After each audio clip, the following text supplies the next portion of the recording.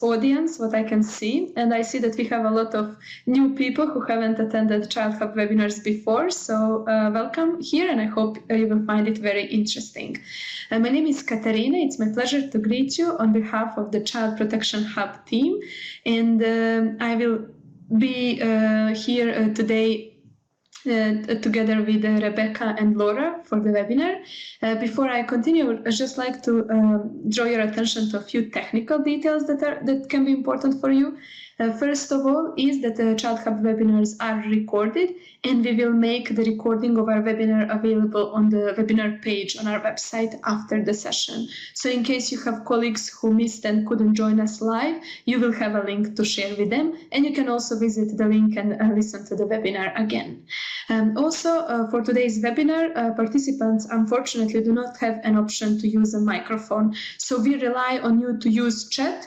Please write us any questions or comments you have, and feel free to share your experience and react to what you hear in the presentation today. The idea is to make it very interactive and to answer also questions you may have about what you hear today. So really feel free to use the chat, and we will be monitoring it closely. So whenever there is an opportunity to address your question, we will make sure that you get all the answers needed.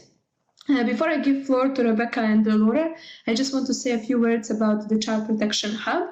We are a regional network present in 8 Southeast European countries, and we work on producing and disseminating knowledge, providing capacity building and networking opportunities for child protection professionals in Southeast Europe and also in the Europe region in general. And we also hope to also using these webinars provide an opportunity for all of you to get in touch with your peers, exchange opinion, and ask some questions from the experts in certain fields, and get very much needed answers, we believe. So once again, on behalf of Child Hub, welcome. Today, we are not alone. We have 2 wonderful organizations with us, and they will present you their initiative. Today, we have Rebecca O'Donnell on behalf of Child Circle, and Laura Fierset on behalf of Missing Children Europe. Without further ado, I give floor to Rebecca and Laura, and they will take on from here. Thank you all very much for joining us, and Rebecca and Laura, thank you very much for your participation today. Thank you very much, Katarina, and thank you very much to Vesna as well for hosting us, both of you. What I'll do, I'll just quickly start by presenting what is the Initiative for Children in Migration. So the initiative started in 2016. It was an informal group of NGOs working in the fields of children's rights and in the fields of migration at both the EU level and the national level. So far, in the initiative, we have more than 100 organizations that decided to take part of it. Why we decided to have this initiative? I think it's this group, or this informal group of organizations, realized that advocacy is only stronger when it's a joint effort. So it was really designed as a platform to share information about the activities that are going on, how to share resources, how to share opportunities for joint advocacy events. So that was really the aim of it. We got the chance to have funding for it in 2017, thanks to the Admin Foundation, and then in 2018, thanks to the H&M Foundation. This allowed us Laura, sorry to interrupt you. It's Katarina speaking. I hear that we have a few people saying they have problems to hear you. Maybe if you can speak closer to the microphone, because it's 2 of you, this may be a problem. Is it better now? Can you hear me better? To me, it sounds much better, but maybe others can confirm in the chat if this is better now. Far away still. That's very strange. Quite close to the microphone. Still, can you hear us better? Also, it's better. Okay, let's wait. I hear you better now, but maybe I don't know about others. So if we can get a quick message in the chat, this would be perfect, just to make sure that it works. I'm happy to sing for you. I think you prefer that to be far away. We're going to go shortly to, we're going to remove the video link shortly, and maybe that would improve the sound. Okay. Is that any better? Some people can hear perfectly and some less perfectly. So the microphone is up, and we'll try to do our best now to speak more clear and slow and loudly and hope that it works. Is that okay? Yes, I think if you just continue like this should be well. Thank you very much. I'm sorry for interruption. No, thank you very much. Yeah, exactly. It's better that everyone can hear us, otherwise we're stuck here. No, I was just saying that we got very lucky in 2017 because we got funding from the FM Foundation, and in 2018 we got funding from the H&M Foundation. So the initiative has received financial resources until 2020 to take it to another level, meaning that we now have been able to create a platform with tools and resources. The initiative so far is coordinated by us, Missing Children Europe, with Child Circle, and we have Rebecca here with us, Picum, and Terre des Hommes. So we're very grateful for that. The goal really of this initiative, as I said, is to share information about opportunities, activities, what is going on. But it's also really about identifying what EU laws and policy are relevant at the moment, what children's rights are at stake in these EU policies and laws, and how can we connect effort and how can we join forces better. We know that we all have different expertise. We know that we all have different starting points in our advocacy, that we have different targets as well.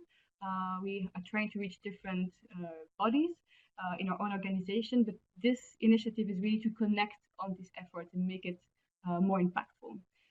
And now I would like to ask maybe Rebecca, could you explain what is behind it? What's the advocacy behind it? And maybe explain us a bit what we're going to cover in this webinar? Yeah, certainly. So, I mean, when we think of improving the lives of children in migration around Europe, we think about a lot of different activities, but one of the key issues is advocacy to change the laws and the policies that apply to them, both at EU level and at national level. And obviously the two are very connected. And just when we think about advocacy, I thought we could all stop for a minute and think about what we think advocacy is. It can take many different forms. It can be about raising awareness of issues, lobbying for new laws or for better applications of laws, for changes in policy or for new funding or for practical tools. And when we think about who we're targeting in our advocacy, there are many different actors involved. It could be legislators or policymakers, could be other organizations active in the field.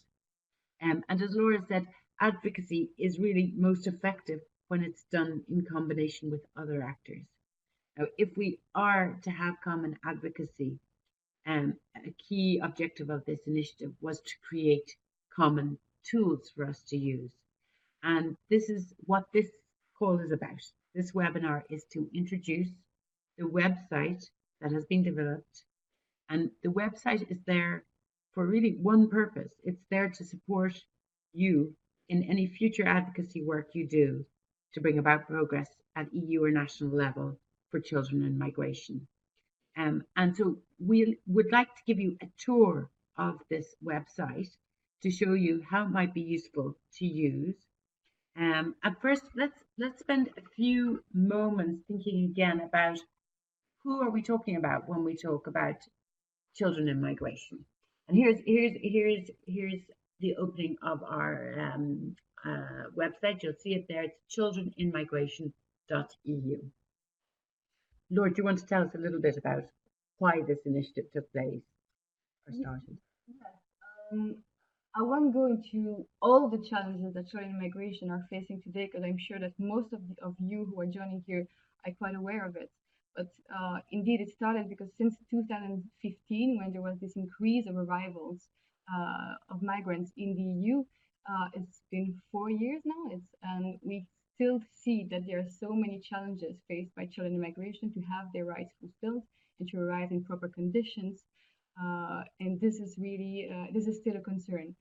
To name a few of the challenges that children in migration are still facing, we can have, for example, children, for example, don't have guardians in different countries, even if the law provides for it, or even when children are appointed a guardian, for example, it takes a long time to be appointed a guardian. Other issues that we see, of course, is the issue of missing children. Between 2014 and 2017, there were more than 30,000 children that went missing. Trafficking is still an issue and not completely addressed properly. We have many deaths in the Mediterranean. We have partnership with third countries like Libya, for example, that put the rights of children at risk. Reception conditions in some countries are still not up to the standards. For example, in Greece, there is a real lack of housing capacities, for example. We see as well pushbacks at the Italian and the French border. In Calais, there is long waiting procedures for children to be reunited with their families in the UK, which sometimes leads to children going missing or worse, children committing suicide. And that's only to name a few.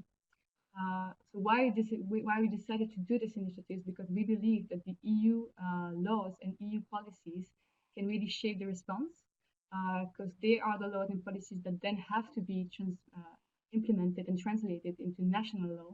If we have better policies and better law at the EU level, we'll have better laws and policies and operations at the national level as well. Equally, if we have bad European laws and policies, we'll have worse laws and policies at the national level as well. So that's really why we wanted to have this initiative, to make sure that we can join forces, support organizations working both at the EU level and national level to ensure that advocacy is effective and can really lead to better laws and policies at the national and the EU level. Maybe, Rebecca, do you want to tell us a bit more about what are the key advocacy challenges and opportunities that I just quickly introduced? Yeah, I mean, just to say, I think probably this was experienced in Brussels and across Europe at the time of what many people call the crisis, when so many children were arriving. But it isn't really a crisis. We all know this is a long-term phenomenon. But when there were these images everywhere of mass arrivals, we saw that many different actors were keen to respond. You had organizations that had traditionally focused mainly on children's rights. You have, of course, migration organizations that often focus on adults less than children. And so we had a number of different organizations all hoping for change. They had different stakeholders. They often had different starting points, different targets, and sometimes different messages. So a key challenge was how to turn this diversity into a strength rather than into a lot of different and confusing messages for decision makers. So one of the challenges and one of the things we hope this initiative will support is aligning the work of migration and children's organizations, because I think we all know migration area is often very complex legally. It can be a very technical arena, and so it's important to know the background to the policies. The second big challenge, we've talked about this recently in another webinar, is that the EU can seem very remote from our activities day to day. And as Laura said, I mean, EU laws and policies really shape national laws and policies. For example, if you're trying to fight detention of children and families in your country, you really need to start that fight, if I may call it that, when the law regulating that is being negotiated at Brussels level.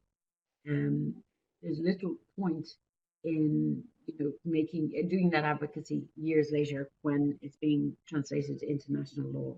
So we really want to create a bridge between EU and national activities and really help people understand when and how EU law and policy is being negotiated. As Laura said, sometimes the developments at EU level are really good and useful and can help national day-to-day reality very quickly. For example, when we have improvements to anti-trafficking law. But sometimes developments at EU level may be less than good and may need to be resisted in some way. So, I mean, without further ado, let's start exploring the website. Just to show you, this is the landing page. And you'll see that down here, there are a number of buttons that will bring you to different resources. Let's first visit the page, which explains a little bit about the initiative. A lot of it is what we've already said. Yes, we have presented this already, but just to remind that it's a shared initiative between different NGOs and EDOs sometimes, working on the field of children's rights and migration, and coordinated by Rebecca, myself, Pico, and Teresa. If you want more information, please go to that page. And I will quickly already jump to the other section, which is supporting advocacy. This section gives an overview of all the tools that this website provides. I would also like to say that this website will be translated. Well, there are already some translation in, but it's also a work in progress. There will be translation in Italian, in Greek, in German, and in French, because indeed the goal is to bridge national and EU advocacy, so we really want to make it accessible to all. If we get the chance to have more funding later, we could translate it to other languages, of course. That's really the aim, to make it more accessible to all.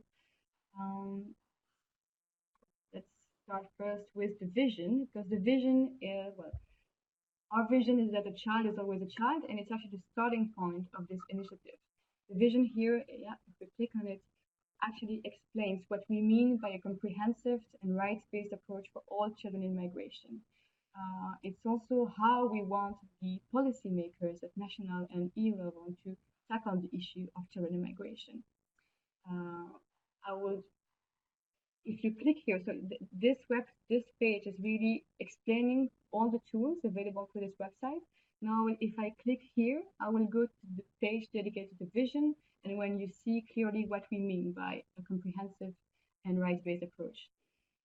So here we are. I won't go into detail into all the introduction, because I think you can read it a bit yourself later, but I would just want to explain a bit of what is at the basis of a comprehensive and rights-based approach. First of all, it means that we should respect, protect, and fulfill the rights of all children in migration without any discrimination. That means that we are targeting all children being separated, being unaccompanied, being with families, being victims of trafficking, or having the right or not to asylum. Or simply coming for work or education. So you may not be an asylum seeker, but exactly. Covers all children who may not be documented. No. It also means, yeah, around all age, nationality, religion, gender identity, sexual orientation, and disability. So that is the first pillar of the vision, which is a child is always a child. The second pillar is that we should address all their rights in all aspects of this situation. That means that all their rights should be respected.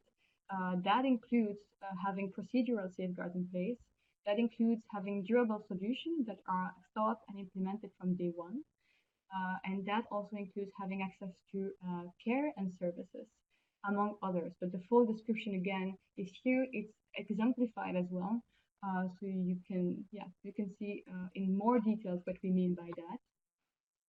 The third pillar of vision is that children should be taken account in all action throughout all policy areas and stages of policy making. It also means that child participation should be a priority. The children should be heard and have a say in the policy that affect them. To take a particular example, in our case, we are working on the issue of missing children in migration. What we see is that the policy applying to children going missing in migration are quite different than when it comes to children going missing that are national children, and that puts them further at risk. I won't go into further details again, but this is just to show you a practical example of what we mean by this third pillar. The last pillar is that all actors should respect the child, the rights of the child, and all children in migration, which means NGOs, policymakers, EGOs, IGR, sorry, it means also law enforcement, for example, reception institution, and so on and so on. Would you like to move to the second section? Yeah, Maybe? yeah. And just as we leave the vision, just for you to know, we've called this always a child. It really means that all migration children, all children in migration are, of course, always a child and should have their rights as children respected, regardless of their migration status. Now, we this is a common manifesto, if you'd like, and it can be endorsed, and you can carry a link to the vision on your website. And it allows organizations to sign up and say, okay, we're working on a particular issue, um, but this is the approach, a comprehensive approach that we endorse. So again, take time, look through it, and we'll welcome your comments. It's been developed with a lot of the organizations involved. We're just going to come to the second set of resources. I will first add one point that just to mention that if you would like to join indeed and endorse the vision, we really highly recommend and invite you to do so. It's very simple. When you're on the vision, you have a link to it, and it's a SurveyMonkey link.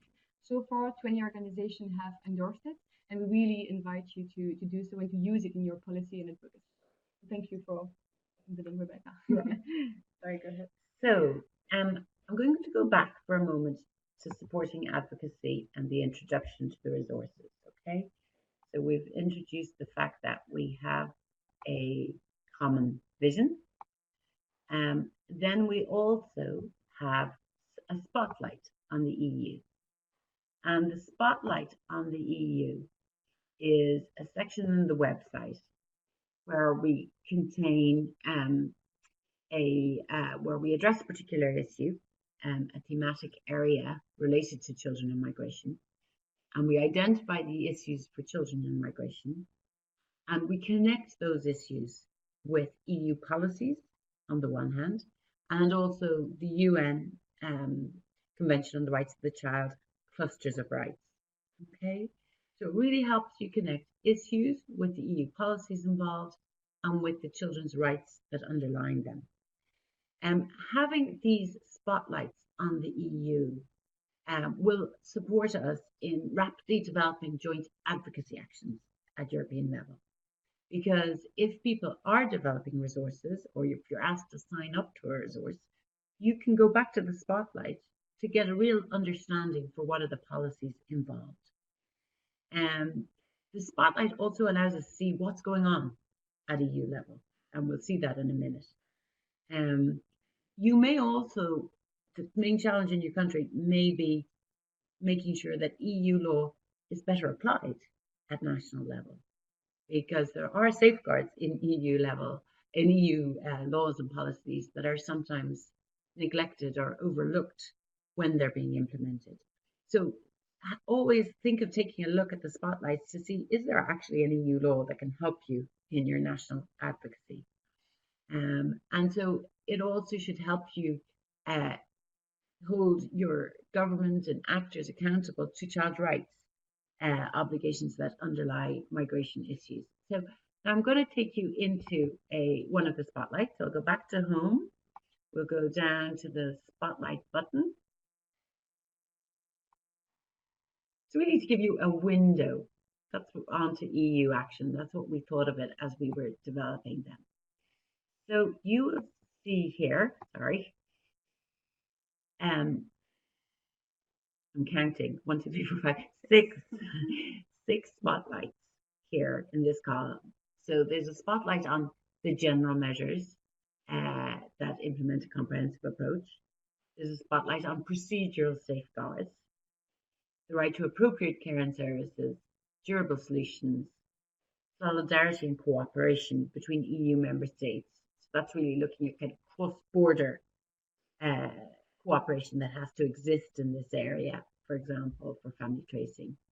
And fulfilling migrant children's rights in EU external policy, because we know that's unfortunately a real battleground. There are so many areas of EU action that relate to countries outside of the EU. We can think, of course, of activities in Libya or any other kinds of return agreements, return and readmission agreements. So there's a spotlight on that area of EU action. Let's look a little bit at one of the spotlights to show you what they look like. And we're going to put our hands up in the air because this is still an area under development, in the sense that we're working on making this as user-friendly as possible.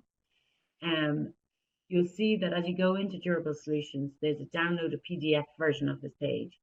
And that might be one of the most useful things you can do for the moment. We're working on making the actual text on this page clearer.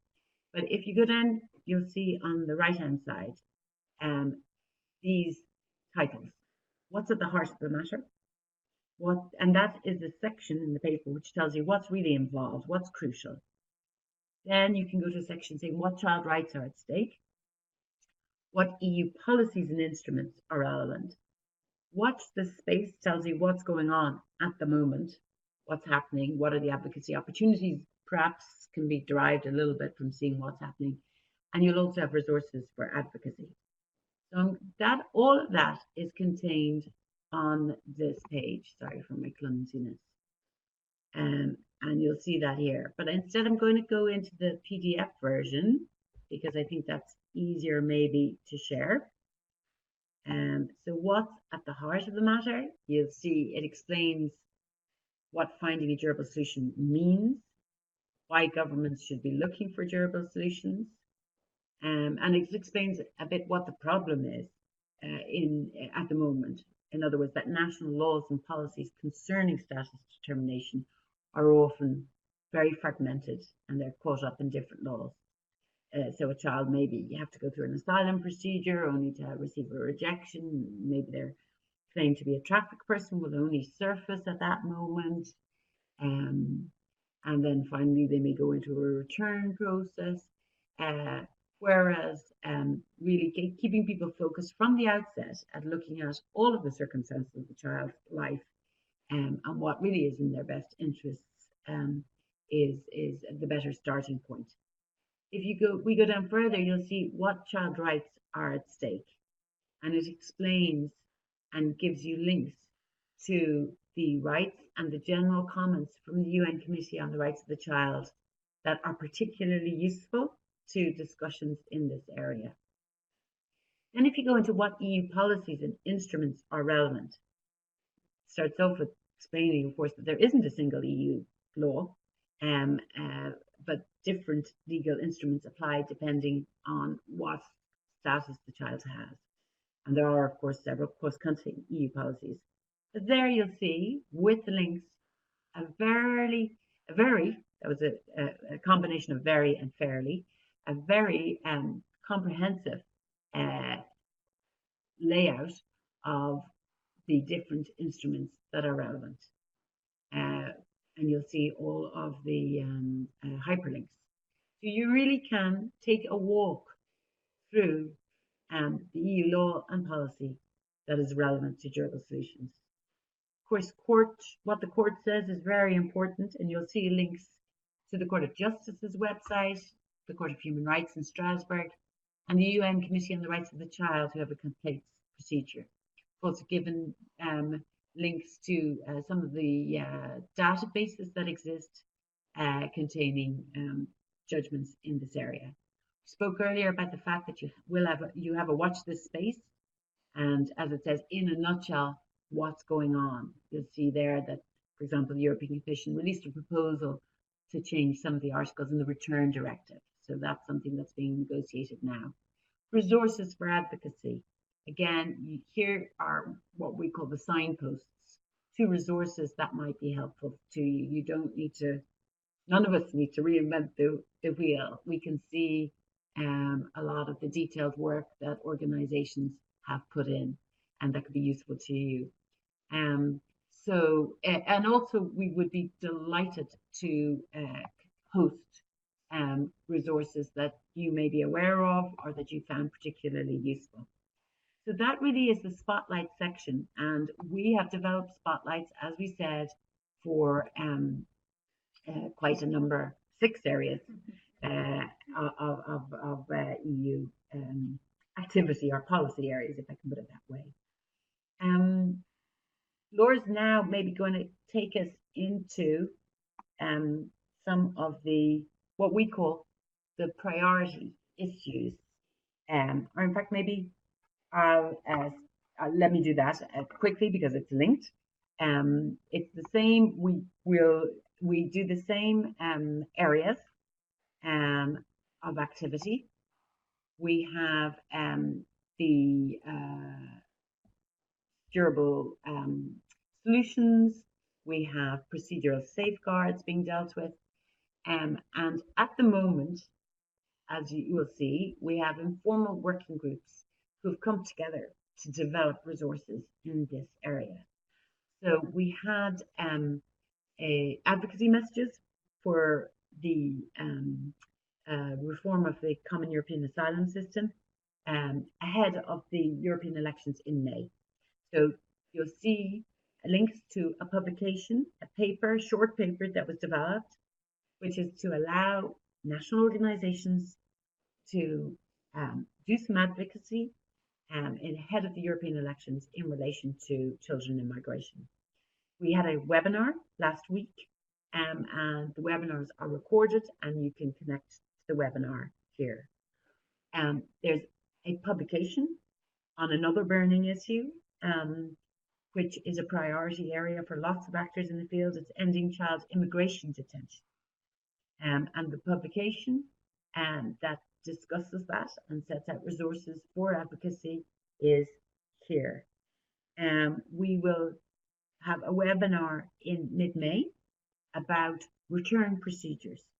And again, we'll be posting the information on this priority areas. So these are really kind of more specific, targeted resources on issues that are really cropping up across Europe. You'll see we will also have recommendations on dealing with missing children. We have, you will see there a reference to influencing the negotiation of the multi-annual financial framework. That lovely name is the name of the EU budget. And of course, it's very relevant as an advocacy target because it sets out what budget is available for asylum and migration activities from the EU overall budget. And it's very important to make sure children's issues are very visible and a focus point in that multi-annual framework. So that's a real subject of advocacy here in Brussels. Thank you, Rebecca. And please, yes, do check this page regularly because these modules, including policy papers and webinars, are being updated and are being still developed. So we will upload them regularly. I will go into the fourth tool of this website, which is national activities. So as Rebecca mentioned earlier, the goal of this platform and initiative is really to bridge national advocacy and EU advocacy. So we have selected 5 national advocacy initiatives that we wanted to support. So we had a call for initiatives and for activity that was launched, I think, in December. From there, we have selected 5 initiatives on the criteria of how do they link with the priorities at the moment at the EU level and the national level. So I will quickly present what are the national activities in advocacy that will take place. The first one is from the Association of Psychosocial Centers for Refugees and Victims of Torture in Germany. So the project really focused on improving access to psychosocial counseling and psychological treatment for minor asylum seekers in the context of so-called anchor centers, also called transfer centers, that actually limit the freedom of movement of children in migration and are not child-friendly. The second initiative is happening in Belgium with Defense for Children International that are really focusing on child-friendly justice and the competences of professionals working in that field, from research comes to research, and also including the voice of children. The third initiative is happening in Greece from Terre des Hommes. It's an advocacy initiative which is based on offline and online communication, resources, and effort to actually hold accountable authorities to better protect the rights of children, including their access to safe shelter, access to healthcare, education, asylum procedures, and family reunification. It invites them as well to adopt a responsibility sharing mechanism. Fourth initiative is from terrorism again in Romania, really looking now at limiting detention. Their initiative is called Safe, Not Detained, and it really aims indeed at limiting and banning accompanied and unaccompanied migrant children detention in Romania by promoting safe alternatives to detention already available in national legislation. The fifth and last initiative is from the Coram Children's Legal Centre in the UK. And the action will focus on procedural safeguards and durable solutions for migrant children from outside the EU, also including following the Brexit situation, which is happening or not. Nobody knows. But watch this space, because some of these initiatives have started. Some are starting later in the year, and we will really upload regularly the outcome of these initiatives. Maybe again, just to emphasize, if I may, that there was within the funding for this advocacy platform, money was corralled to be able to support these national activities. And there you'll see the criteria that were used to select the different initiatives. So it's something worth thinking about, because obviously we're very interested to see how advocacy initiatives at national level can support or inspire advocacy in other countries in the EU or at Brussels level. So it's really something to think about. You may have some news or thoughts that you want to share, and this is a space where we may be able to help that. So please do be in touch if you have any thoughts on that. Unfortunately, we've exhausted our budget for supporting activities, or at least the existing budget. Who knows? Maybe there's a future in crowdfunding across Europe for certain activities. Okay. Let's be creative. If people have good ideas, let's do it, because this is really a platform where we're trying to support those kinds of activities in a sensible way.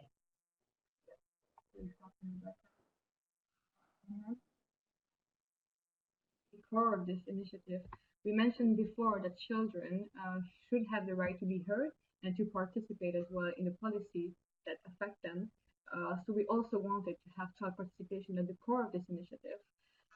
At the moment, we haven't updated this page, sorry.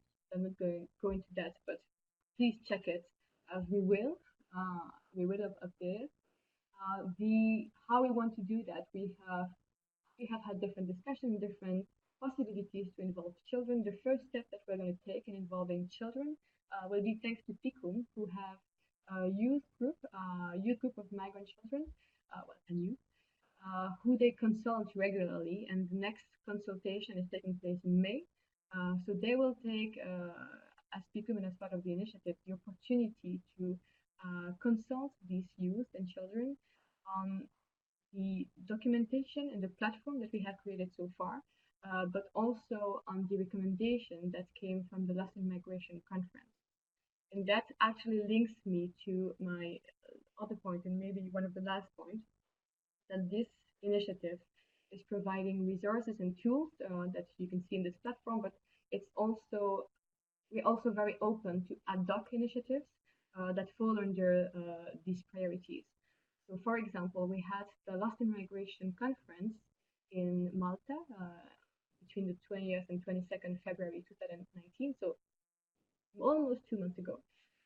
We had 150 participants to the conference from different backgrounds. We had academia, we had policymakers, we had young migrants themselves, we had NGOs, also society in general, but also experts and frontline professionals that really discussed three core issues, which were, for the first one, what happens to children outside the EU and on the route to the EU? How does the experience and challenges that they have when coming to the EU affects their well-being while in Europe and their decision to stay or remain in care, and what is also the responsibility of the EU and member states to fulfill the rights of children on these routes. We also looked at the best practices of uh, third countries when uh, fulfilling the rights of the child in migration in their countries, in origin and transit. That's for the first objective, the first part of the discussion at the conference. The second objective was to see it's been almost 2 years since the communication from the European Commission on the protection of child migration went out. What has happened since? How has the implementation been done? Is it sufficient, or are additional efforts needed? The third point of discussion at the conference was the election. So as you know, there are European elections coming up on the 26th of May, and we really wanted to discuss with running MEPs or former MEPs what are their commitments for the next 5 years, basically. Why I'm mentioning this is because as part of the initiative is supporting the recommendation that came from the conference. So we had a very participatory process of coming up with recommendations that really came from the participants themselves in their different workshops. So there were close to 10 workshops that happened at the conference from different frontline professionals. Each of them came up with their recommendation, and then we discussed it and prioritized it so that we have a list of key issues that we want to address in the context of the upcoming election, but also in the longer period. The initiative has taken up this recommendation. We are working on it as a coordination group. We will share it with you soon, hopefully next week. And the follow-up to this, again, as a joint effort, is to present those recommendations to key desks, key officials of the Commission in May, to see how does that link with their work, how can they, in the actual work right now, make sure that these recommendations are addressed at their level. And we also want to follow up on this event with the Parliament, with the new Parliament in October. So we will also have, as a joint initiative, an event in October at the Parliament to see how can this recommendation be addressed from the EU institution and national level. And I think, voilà. Yeah, I think we've covered, a lot of what the resources aim to do, what they are and what they aim to do. Laura just mentioned the fact that in Brussels, the initiative also helps organize a few roundtables on particular issues. There was a roundtable discussion with European Commission people and European Parliament people on detention. We'll also have one on the communication itself in May and with the Parliament. So again, news of these events will be shared on the website, and we'll be using the spotlights on the EU to ask the Commission what they're doing and what more needs to be done. Maybe I can add a word on participation while inviting people to use the chat box to ask questions if you have any, or to give us suggestions if you have any. On children in participation, this I think is one of the difficult areas within advocacy for organizations. A lot of organizations don't know how to involve children or how to reflect directly their experience. So again, we'll be really keen to hear from people on how they've done that successfully, and whether they can share their know-how with other organizations. I think we obviously, Laura mentioned in Lost in Migration conference how former children or youth who had been migrants themselves, how their opinions are given. It might also be interesting if some organizations are working with citizen children and reflecting on what citizen children feel about migration, because I think we often find that children are more welcoming or more direct on these issues.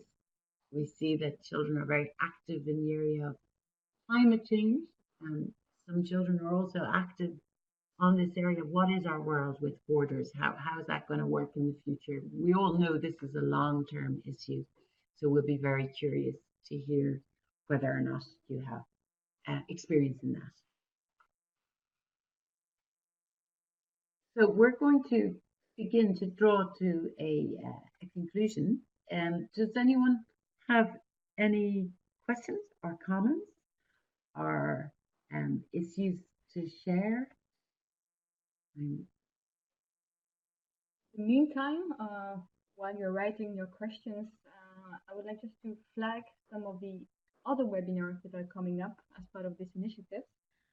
On the 30th of April, we'll have a webinar on alternatives to detention that will be led by Piku. On the 14th of May, we'll have another webinar on durable solutions led by Rebecca and Pikum as well. And at the end of May, the date is still to be confirmed, we'll have a webinar led by us and Expat UK on cross-border cooperation between member states. So please just check the website of Child Hub if you would like to be updated. But most importantly, if you would like to join the initiative, I'm not sure we have mentioned that yet, but we work on the basis of a mailing list. It's very simple. So if you would like to be kept updated about the initiative and its work, just send us an email and we'll add you to the mailing list and you'll receive full information. Yeah, and also to invite you, if you have time and you're looking through the website, please give us feedback. Tell us what's useful, what could be helpful. All right, wonderful. Well, thank you very much. I just wanted to join on this note about the upcoming webinars. As you already mentioned, there are 2 upcoming just less than a month from now, and then one in mid-May. For those of you who are new members, you can find there is a web link section just on the left side from the chat, and there you can see a few links. This can be useful because on the Child Hub webinars link, you can mark this page and follow it. There will be all webinar announcements, so you can, just for you to make sure you don't miss any. Of course, signing up for newsletter is also a good way to make sure that you stay informed about the upcoming activities. And the website that you have just seen, the really impressive work, and it's just amazing. It was amazing to hear actually what you managed to pack in a nice way, and how much information is actually there. So it's very interesting. You can also click on the link that says Initiative for Children in Migration, and it will lead you directly to the website that Rebecca and Laura just showed you. So you can explore everything on your own directly from this link. I'm wondering if anybody have any question or a comment.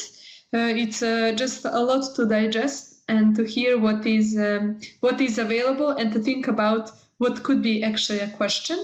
But maybe while others are thinking about this, you briefly touched upon the sort of the ways that others can engage and contribute. And you were talking about the new initiatives that are upcoming that can be added on the website and similar things. But I was wondering, is there a way for people, for other actors or organizations who work in a certain topic, to maybe propose a new spotlight issue or send you materials they find interesting and useful that you may consider adding to one of the sections that you were discussing about? Is there such option? And maybe if you can just say what would be the way? Maybe I didn't catch up if you were already explaining this. Definitely. I mean, it's a joint effort, so we are really welcoming all ideas, burning priorities in terms of advocacy. So if you have so, please share it with us, and then we can discuss together how to go about this. If we're creating a module together, or if we're sharing work that has already been done, for example, or resources to the group. It's really a joint effort. So we're really welcoming you to just reach out as soon as this arrives, and we'll share it with the group. Yeah, I mean, we are going to update the resources periodically. So again, to the initiative, to people on the mailing list, we'll be sending a reminder. Do you have anything you want to add? We all know the challenges of keeping things up to date and complete. But we really do encourage people to do that. We know already that we've only put the tip of the iceberg in terms of resources. So please do send us your resources. I can see some of the people on the call definitely have really useful information and advocacy resources that we could be sharing more broadly. Yes, because it's also a good way for others to say what they're working on and make sure that the others get in touch with them, and as you mentioned at the beginning, align the efforts, because this is in this field very important that we don't double efforts and then leave certain areas not addressed and uncovered practically because we didn't agree at the beginning on the focus. So yes, indeed, I see the comment in the chat that it's a wonderful initiative and it's very interesting, and I couldn't agree more. It's a very I think it's very interesting to have all this information and to have people to work together in this way. If people would like to contact you, would you recommend that people just check the contact section on the website and they can get in touch there? Yes? Please, that would be very helpful. And just to add, we think of it almost as also allowing for an early warning system, if I can put it that way. I mean, we see rules changing at EU level on issues like detention, on issues like some of the proposals on the table in relation to asylum law would really change things for children in families. You might have children held for longer periods in border zones, detention becoming more easily used.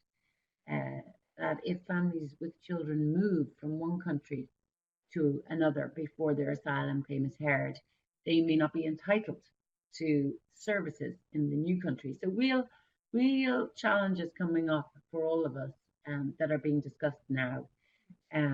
Equally, people may see developments happening locally that will be pushed at European level as well. So again, it's a two-way system, early warning system on what we all need to mobilize on. There is a question from Olga asking whether there is a place on the website to share materials such as reports. There is not a spot as such, like a news feed. Yeah, there is not such a thing at the moment, but if you have interesting materials such as reports, do send it to us and we can share it with the wider group. We'd be happy to do so. And also with when you send it to us, we'd see how it links with either a priority issue or a spotlight, and we can reference it in there. Then it's the website is kept updated with the newest resources for advocacy. Yes, so definitely do so. Exactly, we can add references to reports in the spotlight section, at least. And as we said, there isn't a news feed at the moment, but that's maybe something we can think about in the future. Again, please do tell us what you would find most useful, and we'll try and see can that happen.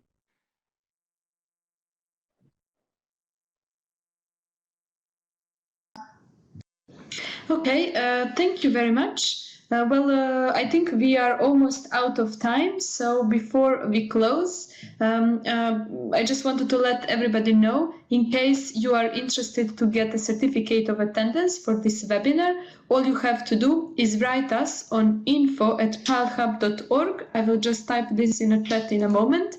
This email, if you just write us that you attended the webinar and you would like to get a certificate, we can issue this for you.